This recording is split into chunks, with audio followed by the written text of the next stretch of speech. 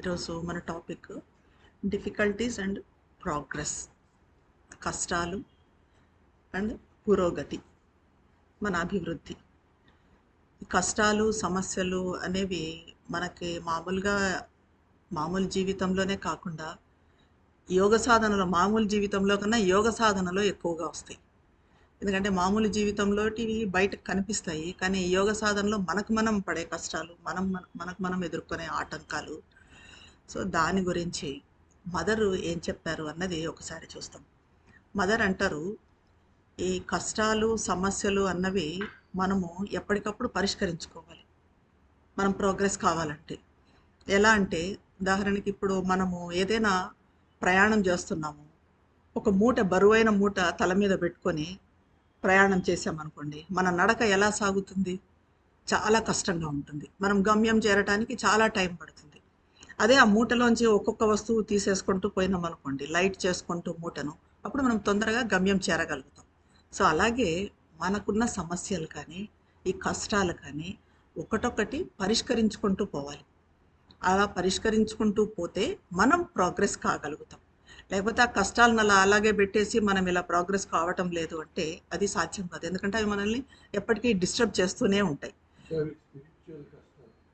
Spiritual కష్టాలు, spiritual కష్టాలు, even మనము లైఫ్లో ఎదుర్కొనే సమస్యలు కూడా. ఎందుకంటే మనము స్పిరిచువల్గా సాధన చేస్తున్నప్పుడు అవి కూడా మనకు అడ్డుకుంటాయి. అవి కూడా సాధ్యమైనంత వరకు పరిష్కరించుకుంటూనే వెళ్ళాలి. అప్పుడు మాత్రమే మనం యోగంలో ముందుకి ప్రోగ్రెస్ కాగలుగుతాము అంటారు మదర్. ఇంకా తర్వాత ప్రోగ్రెస్ అన్నది, పురోగతి అన్న దాని గురించి మదర్ చాలా అద్భుతంగా నిర్వచనం ఇస్తారు. ఎలా అంటే, ఇప్పుడు మనకు తెలిసిందే, ఉన్న స్థితి కన్నా ఉన్నత స్థితికి ఎదగాలని మనిషి ఎప్పుడు ప్రయత్నం చేస్తూనే ఉంటాడు. ఇది ఐహికంగా బయట విషయాల్లో అయితే ఏదన్నా ఎక్కువ డబ్బు సంపాదించాలనో, ఇంకొక ఇల్లు కట్టుకోవాలనో, ఇట్లా వెహికల్స్ అట్లా అనుకుంటారు. కానీ మన దీంట్లో ఆధ్యాత్మికతలో కూడా ప్రోగ్రెస్లో ఉన్న స్థితి కన్నా, ఇప్పుడు మనం ఒక 5 సంవత్సరాల క్రితం ఉన్న స్థితి కన్నా మన మానసిక స్థితి కానీ, మన చైతన్యం కానీ ఇప్పటికే ఇంకా ఎక్కువ పురోగతి సాధించాలి అని అనుకుంటాం. ఎందుకంటే ఇది మనిషికి సహజంగానే ఉన్న ఆకాంక్ష, పురోగమించాలి అని ఉన్నది మనిషికి సహజంగానే ఉన్న ఆకాంక్ష. అయితే ఈ పురోగమించటం అన్నది ఎప్పటికీ మనం ఆపేయకూడదు అంటారు మదర్. అంటే మనకిప్పుడు 70 సంవత్సరాలు వచ్చాయి, 80 సంవత్సరాలు అయినాయి, ఇంకా అయిపోయింది, నేను ఇంకా ప్రోగ్రెస్ అయ్యేది ఏముంది అనేది లేదు. ఎప్పటిదాకా అంటే up to death death point, మనం లాస్ట్ మినిట్ వరకు కూడా, లాస్ట్ బ్రీత్ వరకు కూడా మనము పురోగమిస్తూనే ఉండాలి. ఎందుకంటే మదర్ చెప్తారు, మనకు పురోగమించటానికి అవకాశం లేని స్థితి, అవకాశం లేని క్షణము అంటూ ఉండదు. ప్రతి నిమిషము మన చుట్టూ ఉన్న పరిస్థితులు ఏదో ఒకటి మనకి ఎప్పటికీ నేర్పిస్తూనే ఉంటాయి. మనకు నేర్చుకునేదంటూ ఉండనే ఉంటుంది. కాబట్టి ఎప్పటికీ ఈ పురోగమనం అన్నదాన్ని, మనము ఈ ప్రోగ్రెస్ అన్నదాన్ని ఎప్పటికీ ఆపకూడదు. ఏదోటి నేర్చుకుంటూ ఉండాలి, ఏదోటి ముందుకు సాగుతూనే ఉండాలి. ఎప్పుడైతే దీన్ని ఆపేస్తామో, ఈ ప్రోగ్రెస్ని ఆపేస్తామో, అప్పుడే మనము మరణించినట్టు లెక్క. ఇలా ప్రోగ్రెస్ అవుతూ ఉంటే కూడా మదర్ ఇంకోటి కూడా అంటారు, ఎప్పటికీ మనము నిత్య యవ్వనంగా ఉండాలంటే కూడా వేరేవన్నీ పక్కన పెడితే, మన ఫిజికల్ స్టేటు, మెంటల్ స్టేట్ అన్నిటికన్నా కూడా ప్రోగ్రెస్ కావడం అన్నది ముఖ్యం. మనం ప్రోగ్రెస్ అవ్వటానికి ప్రయత్నం చేస్తున్న కొద్దీ ఎప్పుడు యంగ్గానే ఉంటాము. ప్లస్ చెయ్యాలి, అది ప్రోగ్రెస్ కావడం అన్నది మనము మరణించే వరకు కూడా, అప్పటి వరకు కూడా, మరణపు అంచు వరకు కూడా ఇది జరగాలి అంటారు. ఇది కష్టాల గురించి, ప్రోగ్రెస్ గురించి, డిఫికల్టీస్ అండ్ ప్రోగ్రెస్. ఇంకా దీని గురించి ఇక్కడ శ్రీ అరవిందులను సాధకులు అడిగిన క్వశ్చన్స్ కూడా చాలా బాగున్నాయి.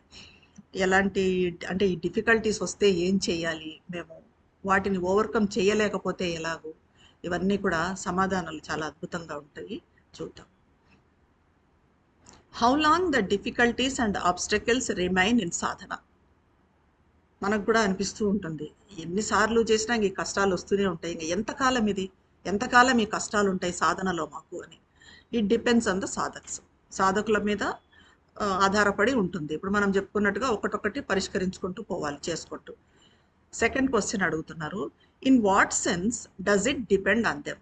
Does it mean that the difficulty remains so long as they wish to keep it? అంటే ఏ రకంగా మీరు అంటున్నారో అది సాధకుల మీద ఆధారపడి ఉంటుంది అని. సాధకులు అవి కావాలనుకొని పెట్టుకున్నంత వరకు ఆ కష్టాలని కావాలి అని కోరుకున్నంత వరకు పెట్టుకున్నంత వరకు అవి కంటిన్యూ అవుతాయి అని అడుగుతున్నారు. అంటే దానికి yes or so long as something in them gives cause for the difficulties. వాళ్ళు కోరుకున్నంత వరకు, అట్లాగే ఆ కష్టానికి వీళ్ళు కారణం ఇచ్చినంత వరకు, ఆ కష్టాన్ని మనం ఇన్వైట్ చేసినంత వరకు ఆ కష్టం అన్నది కొనసాగుతుంది అని చెప్తున్నారు. Next question, how is it that the more sincerely we try to face and overcome the difficulties of our nature, the more they tend to increase. ఇది మనకు కూడా జరిగేది. ఎందుకంటే ఎంత సిన్సియర్గా మనము డిఫికల్టీస్ ఓవర్కమ్ చేయాలి అని ప్రయత్నం చేస్తూ ఉన్నా, మన స్వభావంలో ఇవన్నీ పోవాలి, ఆటంకాలు పోవాలి, బలహీనతలు నేను ఓవర్కమ్ చేయాలి, కష్టాలు ఓవర్కమ్ చేయాలని చేస్తూ ఉన్న కొద్దీ ఇంకా ఇంకా ఎక్కువ అవుతూ ఉంటాయి. ప్రయత్నం చేస్తున్న కొద్దీ అవి ఎక్కువ అవుతున్నాయి. ఎందుకు అని అడుగుతున్నారు. దానికి చెప్తూ ఉన్నారు, it is the opposing or adverse forces. ఇది మనం అర్థం చేసుకోవాలి. ఎందుకంటే ఎన్నిసార్లు చేసినా కూడా ఈ కష్టం పోవడం లేదు అనేసి మనకు ఒక రకమైన డిప్రెషన్ రాకూడదు. అది ఎందుకు జరుగుతుంది అంటే, it is the opposing or adverse forces that attack because they are afraid of their control over men being taken from them by the success of the sadhana. ఇవి అడ్వర్స్ ఫోర్సెస్ అటాక్ చేయడం వలన, ఎందుకంటే మనము సాధనలో ప్రోగ్రెస్ అవుతూ ఉండడం అన్నది ఈ నెగిటివ్ ఫోర్సెస్కి, వ్యతిరేక శక్తులకి ఇష్టం ఉండదు. కాబట్టి అవి ఇంకా ఇంకా ఎక్కువగా మనల్ని అటాక్ చేస్తాయి. కాబట్టి మనకి ఇంకా ఇంకా కష్టాలు ఎక్కువ అవుతాయి. అయితే దానికి ఏం చేయాలా అన్నది కూడా చెప్తారు. నెక్స్ట్ క్వశ్చన్ అడుగుతున్నారు, whenever I find myself inwardly in a good condition and make a sincere effort to progress, I find the difficulties tend to increase. Why does it happen like this? నేను ఎప్పుడు మంచి పరిస్థితిలో, మంచి స్థితిలో ఉన్నాను అని అనుకొని ఒక సిన్సియర్ ఎఫర్ట్, నిజాయితీగా ప్రయత్నం చేస్తే ప్రోగ్రెస్ కోసము, ఎప్పుడు అలా చేసినా కూడా ఇంకా ఇంకా డిఫికల్టీస్ ఎక్కువ అవుతున్నాయి, ఇంకా ఇంకా ఎక్కువ అవుతున్నాయి. ఎందుకు ఇలా అవుతుంది అని అంటే, దానికి it is not you alone who feel that, everybody has that experience. మనకు ఒక్కరికే వచ్చేది కాదు, ఇది అందరికీ ఉన్న సమస్య. మనం ఎంతో ఇదయ్యారు, ఎంతో ప్రోగ్రెస్ అయ్యారు, ఎంతో సీనియర్స్ అని చూసే సీనియర్ సాధకులకు కూడా ఈ సమస్యలు అయితే ఉంటాయి. కష్టాలు అన్నవి అందరికీ ఉంటాయి, అది సర్వసామాన్యం.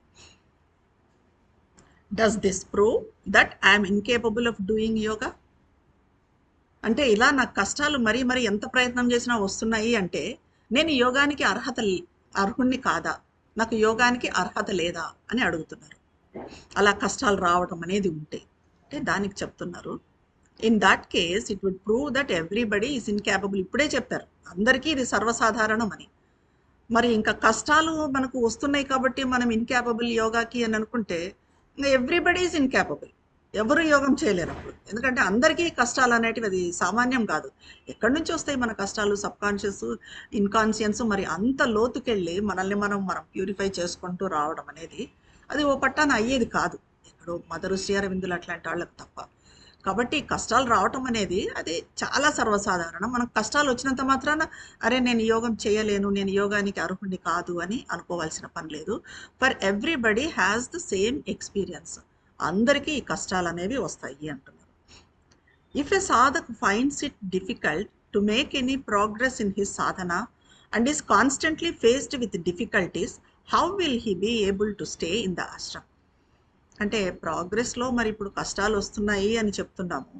అయితే సాధకులకు మరి ఇలా కష్టాలు వస్తున్నప్పుడు ఎందుకు ఆశ్రమంలో ఉండటానికి ఎందుకు ఉంటాడు?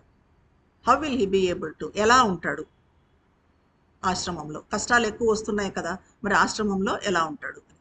I don't understand the question. Sri అరవిందులకు కూడా అర్థం కాలేదు ఈ question. I don't understand the question. Those who want to stay and are sincere in the sadhana can always stay whatever the difficulties. కష్టాలు ఎట్లా ఉన్నా కూడా, ఎన్ని వచ్చినా, కష్టాలు రాని, సమస్యలు రాని, ఇంకా దుఃఖమా బాధ ఏదైనా రాని, కానీ నువ్వు సిన్సియర్గా ఉండాలి, సాధన చెయ్యాలి అని అనుకుంటే నువ్వు ఆశ్రమంలో ఉండాలి తప్పనిసరిగా, అది ఏమైనా కూడా.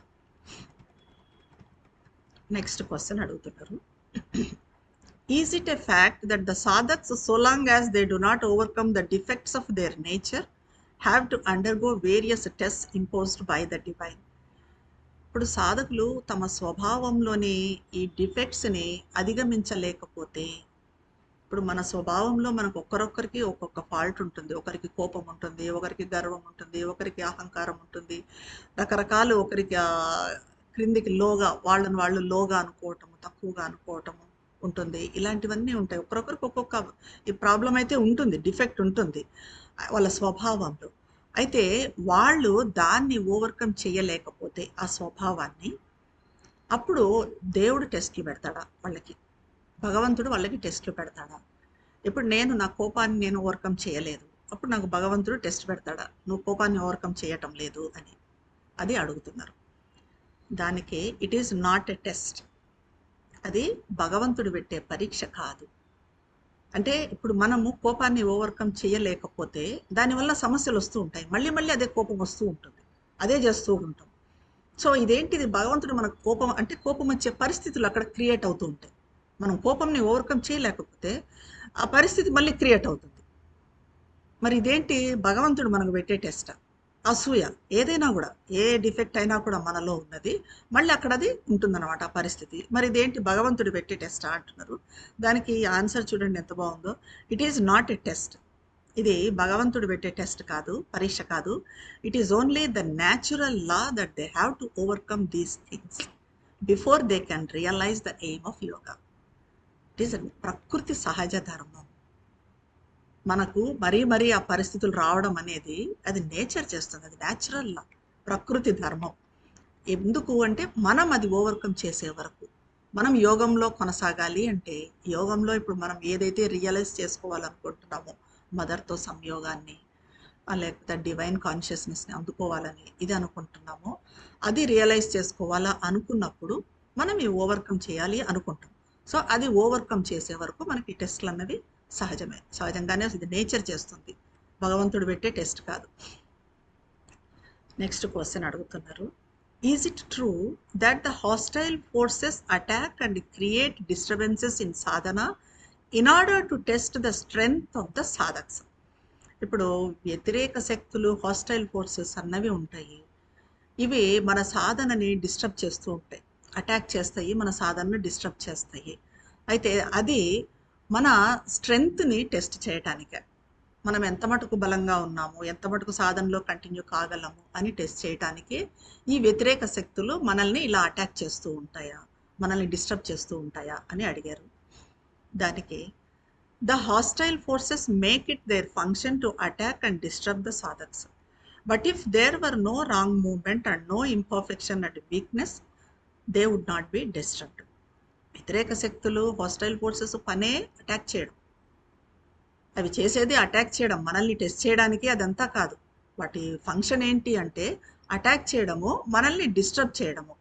కానీ మనలో అక్కడ ఒక రాంగ్ మూమెంట్ కానీ, తప్పుడు చలనం కానీ, ఇంపర్ఫెక్షన్ అపరిపూర్ణత కానీ, ఒక బలహీనత వీక్నెస్ కానీ లేకపోతే ఇవి డిస్టర్బ్ చేయడం అంటూ ఉండదు, ఈ హాస్టైల్ ఫోర్సెస్ డిస్టర్బ్ చేయడం ఉండదు. నెక్స్ట్ క్వశ్చన్ అడుగుతున్నారు.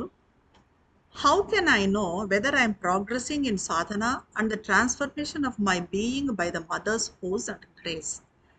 అంటే నేను పురోగమిస్తున్నాను అని కానీ, మదర్ ఫోర్స్తో, మదర్ అనుగ్రహంతో నా అస్తిత్వము ట్రాన్స్ఫార్మ్ అవుతుంది అని కానీ, రూపాంతరం చెందుతుంది అని కానీ నాకు ఎలా తెలుస్తుంది?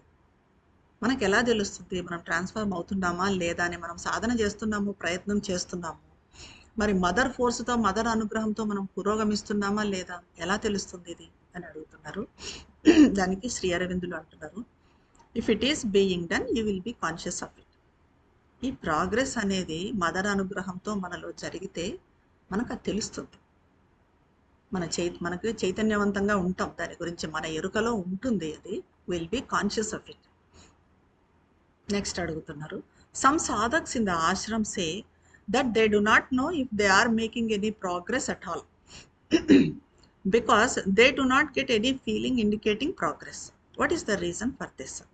కొంతమంది సాధకులు ఆశ్రమంలో చెప్తున్నారు, వాళ్ళు అసలు ఏమీ ప్రోగ్రెస్ అవుతున్నట్టుగా ఎలాంటి సూచన వాళ్ళకి లేదు, మరి ప్రోగ్రెస్ అవుతున్నారా లేదా అనేది వాళ్ళకి తెలియటం లేదు. సో ఎందుకు ఇది వాళ్ళకి ఎందుకు తెలియటం లేదు, ఏ సూచన లేదు అని అంటే ఎందుకు ఇలా జరుగుతుంది అని. It simply shows that they are unconscious. అది కూడా మనం ప్రోగ్రెస్ అవుతున్నామా లేదా అనేది కూడా కాన్షియస్గా ఉండాలి. మన కాన్షియస్కి అది తెలుస్తుంది. ఇప్పుడు లాస్ట్ 5 years బ్యాక్ మనం ఎలా ఉన్నాము, ఇప్పుడు 5 yearsకి ఇప్పటికీ మనం మనుషుల్ని అర్థం చేసుకోవటం కానీ, మనకు మనసులో కొంచెం ఒక రకమైన శాంతి, ఈక్వానిమిటీ ఇవి డెవలప్ కావటం కానీ, ఇవన్నీ ఉన్నాయా లేదా అన్నదాన్ని బట్టి మనం ప్రోగ్రెస్ అవుతున్నామనే తెలుస్తుంది. మనం కాన్షియస్గా ఉంటాం. అదేది తెలియడం లేదు అని అంటే వాళ్ళు ప్రోగ్రెస్ కావటం లేదు అని అర్థం. నెక్స్ట్ క్వశ్చన్ అడుగుతున్నారు, but can it be said that they are really progressing even though they are not feeling any indication of it?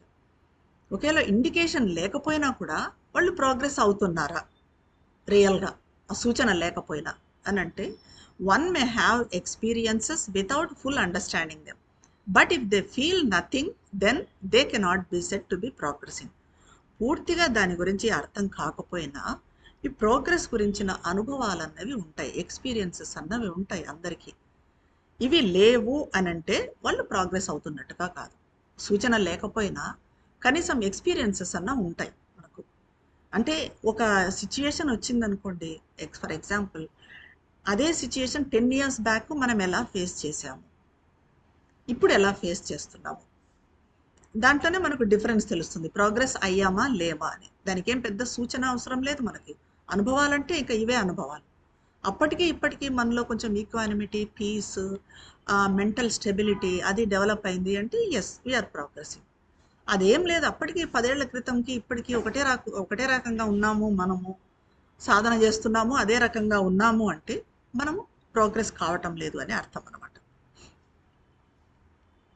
Next question అడుగుతున్నారు, when a sadhak begins to get experiences does it mean that he is progressing?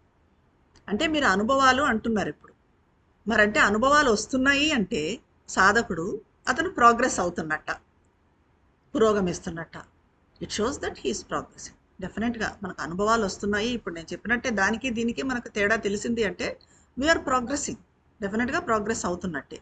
కానీ దీనికి end అనేది ఉండదు. Progressing అనే దానికి మనం ఇందాక mother చెప్పుకున్నట్టుగా మనం అబ్బో అయిపోయామని అనుకోవడానికి లేదు. చాలా చిన్న అంశం చేసింటాం మనం, అది ప్రోగ్రెస్ అయినా కూడా అది చాలా గొప్ప విషయం. ఒక చిన్న అంశం మనం పరివర్తన చెందిస్తే అది మనలో ఇండివిజువల్గా జరిగే పరివర్తన మాత్రమే కాదు, విశ్వంలో జరుగుతుంది అంటారు మదర్. ఆ పరివర్తన మనం ఒక్కదాన్ని అధిగమించామంటే, మన కోపాన్ని అధిగమించగలిగాము అంటే అది విశ్వంలో అదే జరుగుతుంది అనమాట. నెమ్మదిగా అది కొంచెం అక్కడ ఆ పాయింట్ అనేది అక్కడ పడిపోతుంది. సో ఇంత ఇంపార్టెన్స్ ఉంది ఇది. మన ఇండివిజువల్ సాధన అనేది కేవలం మన ఇండివిజువల్కే కాదు, వ్యక్తిగతంగా జరిగేదే కాదు, అదంతా విశ్వం మీద కూడా ప్రభావం చూపిస్తుంది. నెక్స్ట్ అడుగుతున్నారు, if a సాధక్ thinks constantly about his weaknesses and remains unhappy, is it a hindrance in his progress? అంటే ఎక్కువగా మన వీక్నెస్ల గురించే ఆలోచిస్తూ సంతోషంగా లేకుండా, నాకు ఈ బలహీనత ఉంది, నాకు అది బలహీనత ఉంది, నేను దీన్ని ఓవర్కమ్ చేయలేకపోతున్నాను, సాధనలో ప్రోగ్రెస్ కాలేకపోతున్నాను అని అనుకుంటే, is it a hindrance to the progress? ప్రోగ్రెస్కి అది ఆటంకమా? ఎస్, అవును, ఆటంకం. He has to think more of the divine and less of himself. ఎక్కువ మన గురించి ఆలోచించకూడదు. నాలో ఈ ఫాల్ట్ ఉంది, నేను అది చేశాను, ఇది చేశాను, పాస్ట్లో అది చేశాను, ఇప్పుడు ఏంటి నాలో ఇది పోవడం లేదు అని ఎక్కువగా ఆలోచించాల్సిన పనిలేదు. ప్రతి ఒక్కరికి ఇవన్నీ డిఫెక్ట్స్ అనేవి ఉంటాయి, కానీ మనం ఆలోచించాల్సింది ఏమంటే ఎక్కువగా డివైన్ గురించి మనం ఎక్కువగా ఆలోచించాలి. నెక్స్ట్ క్వశ్చన్ అడుగుతున్నారు, nowadays all kinds of memories of my past life are pressing upon my mind, what is the reason? ఈ మధ్య నాకు పాస్ట్ లైఫ్ గురించిన మెమరీస్, గతం గురించిన ఆలోచనలు ఎక్కువగా వస్తున్నాయి, ఆ స్మృతులు ఎక్కువగా వస్తున్నాయి. దీనికి కారణం ఏంటి అంటే, they must be coming up from the subconscious in order to be got rid of. అవి మన సబ్కాన్షియస్ నుంచి వస్తూ ఉండొచ్చు. మన సబ్కాన్షియస్లో ఎప్పుడో ఈ పాస్ట్లో జరిగినవి అట్లా ఇంప్రింట్ అయిపోయి ఉంటాయి, అవి వస్తూ ఉండొచ్చు. ఎందుకు అవి వస్తాయి అంటే, గాట్ రిడ్ ఆఫ్ అంటే అవి నిషేధించబడ్డానికి, అవి తొలగిపోవటానికే అవి బయటకు వస్తున్నాయి సబ్కాన్షియస్లోవి. అంటే అవి తొలగిపోతాయి. ఎప్పుడు తొలగిపోతాయి అవి అనేది కూడా నెక్స్ట్ చెప్తారు. What is the way to get rid of the pressure of these memories? ఈ స్మృతుల ఒత్తిడి, ఇవి ఎక్కువగా ఒత్తిడి చేస్తుంటే ఎలాగో వాటి నుంచి బయటపడటము అంటే, clear them out as they come. ఎక్కువ ఆలోచించకూడదు దానిల గురించి. అవి బయటకు వస్తే దానిని అప్పటికప్పుడు అట్లా క్లియర్ చేసేయాలి. And let nothing in the being accept or interest it self in them any more. వాటిని అవి రాగానే వాటిని వెంటనే బయటకు పంపించేసేయాలి. వాటిని గురించి ఇంకా ఆలోచించటం కానీ, వాటిని అంగీకరించడం, యాక్సెప్ట్ చేయటం కానీ, వాటి పట్ల ఆసక్తి చూపడం కానీ ఇలాంటివేవి చేయకూడదు. నెక్స్ట్ క్వశ్చన్ అడుగుతున్నారు. Most of the difficulties and depressions in my sadhana come from the fact that I have a narrow and undeveloped mind. What is the best thing to do to remove this defect? నా సాధనలో చాలా మటుకు కష్టాలు, depressions ఇవన్నీ కూడా నాకేమనిపిస్తుంది అంటే సంకుచితత్వంతో, వృద్ధి చెందని అన్డెవలప్డ్ మైండ్తో, నాకున్న నారో మైండ్తో, నాకున్న అన్డెవలప్డ్ మైండ్తో, ఆ సంకుచితత్వంతో వస్తున్నాయి ఈ కష్టాలు, ఈ డిప్రెషన్స్ ఇవన్నీ అని నాకు అనిపిస్తుంది. మరి ఈ లోపాన్ని తొలగించుకోవాలంటే ఏం చేయాలి అని అడిగారు. ఇవన్నీ కూడా సాధారణంగా మనకు కూడా వస్తున్న డిఫికల్టీస్, వస్తున్న problems. It is through the psychic that the yoga develops. The mind is not the chief thing. ఇవన్నీ మైండ్ నుంచి వచ్చేవి కదా, వాటిని మనం పట్టించుకోకూడదు. త్రూ ద సైకిక్ మన యోగా డెవలప్ అయ్యేది ఎక్కడ? మన సైకిక్తో డెవలప్ అవుతుంది. కాబట్టి మనం ఎక్కువ కాన్సన్ట్రేట్ చేయాల్సింది మన సైకిక్ బీయింగ్ ఎవాల్వ్ కావడం మీద మనం ఎక్కువ కాన్సన్ట్రేట్ చేయాలి. అంటే సైకిక్ ఎవాల్వ్ అయ్యే సాధనలు ఏం చేయాలి అని, వీటన్నిటి గురించి కన్నా మన నారో మైండెడ్నెస్ ఇవన్నీ తగ్గిపోతూ వస్తాయి. అన్డెవలప్డ్ మైండ్ ఇవన్నీ ఏ ఉన్నా కూడా మన సైకిక్ బీయింగ్ ఎవాల్వ్ అవుతున్న కొద్దీ అవి తగ్గిపోతూ వస్తాయి. నెక్స్ట్ క్వశ్చన్ అడుగుతున్నారు. Is it not a fact that difficulties and depressions come because of the narrow and undeveloped mind? ఇవన్నీ కూడా నారో అండ్ అన్డెవలప్డ్ మైండ్తోనే వస్తాయి కదా అని అడుగుతున్నారు. ఈ కష్టాలు ఇవన్నీ కూడా అంటే more through the vitals dissatisfaction. Narrow mind అనడం కన్నా కూడా ఎందుకు వస్తాయి అంటే త్రూ వైటల్ డిస్సాటిస్ఫాక్షన్. మన వైటల్ డిస్సాటిస్ఫై అయితే ఇప్పుడు ఏదైనా వైటల్ నుంచి వచ్చేవి కోరికలు, అసూయ, జలస్ కానీ ఇలాంటివన్నీ అతిశయము, స్వార్థము, అహంకారము ఇవన్నీ కూడా మనకి ఇక్కడే వైటల్ వే. సో ఈ వైటల్ డిస్సాటిస్ఫాక్షన్ అంటే మనం ఏదైనా ఒక కోరిక కోరుకున్నాము, వైటల్ కోరిక, అది తీరలేదు, అప్పుడు ఆ డిస్సాటిస్ఫాక్షన్ అన్నది అక్కడ ఉండిపోతుంది సబ్ కాన్షియస్లో. దాని నుంచి మనకు డిఫికల్టీ వస్తుంది. లేకపోతే physical consciousness and it's ignorance and తమస్సు. అది కాకపోతే ఫిజికల్ కాన్షియస్నెస్, మన భౌతికంలో ఉండే తమస్సు. ఈ తమస్సును కూడా వదలగొట్టుకోవాలి. ఆ తమస్సును ఎలా వదలగొట్టుకోవాలి భౌతికంలో అనేది కూడా మనకు నెక్స్ట్ క్వశ్చన్లో చెప్తారు, నెక్స్ట్ ఆన్సర్లో చెప్తారు. సో రెండింటి నుంచి మనకు సమస్యలు వస్తాయి. అదేంటంటే ఒకటి వైటల్ డిస్సాటిస్ఫాక్షను, ఇంకోటి మనకు భౌతికంలో ఫిజికల్లో ఉండే రిజిడిటీ, తమస్సు, ఇది పోగొట్టుకోవాలి. సో నెక్స్ట్ క్వశ్చన్ అడుగుతున్నారు. What is the swiftest and most effective way to remove tamas or inertia from all the parts of the system? ఇమ్మీడియట్గా అడుగుతున్నారు. నెక్స్ట్ ఎలాగూ ఈ తమస్సు మరి తొందరగా మనం తమస్సు దీన్ని పోగొట్టుకునేది ఎలాగూ మన అన్ని పార్ట్స్లో అని అడుగుతున్నారు. To call down the divine force to act there. అదొక్కటే మనకు solution. To call down the divine force, దివ్యశక్తిని క్రిందకు పిలవాలి. ఆ దివ్యశక్తి పనిచేసేట్టుగా మనలో ఎక్కువగా మనం చూసుకోవాలి. Why do I feel my body so inert and dull? అంత ఈజీగా వదిలిపెట్టట్లేదు. మళ్ళీ క్వశ్చన్ అడుగుతున్నారు. ఎందుకు నేను ఇనర్ట్గా అంటే ఈ తమస్సుతో డల్గా అనిపిస్తుంది, నాకు ఎప్పుడు అలా అనిపిస్తూ ఉంటుంది, ఎందుకు అలా అనిపిస్తూ ఉంటుంది? దానికి శ్రీ అరవిందులు చెప్తున్నారు. It depends on whether it is in tune with the vital or not. The nature of the body is tamasik. It is the vital which makes it move and uses it as an instrument. If the vital is enlightened then the divine force can act throughout in the body. అంటే శరీరం డల్గా ఉంది అంటే అది వైటల్తో, మన ప్రాణికంతో tune కాకపోవడం వల్ల కావచ్చు. అంటే మనకి వైటల్ ఎప్పుడు చాలా యాక్టివ్గా ఉంటుంది, శరీరం డల్గా ఉంటుంది. ఆ రెండింటిని ట్యూన్ చేయాలి. ఆ వైటల్కి తగినట్టు శరీరం పనిచేస్తూ ఉండాలి. ఒకవేళ శరీరం దానికి వైటల్కి తగినట్టుగా ట్యూన్ కాలేకపోతే అప్పుడు తమస్సులోకి పడిపోతుంది శరీరం. సాధారణంగా శరీరము తమస్సుతోనే ఉంటుంది, జడంగా ఉంటుంది.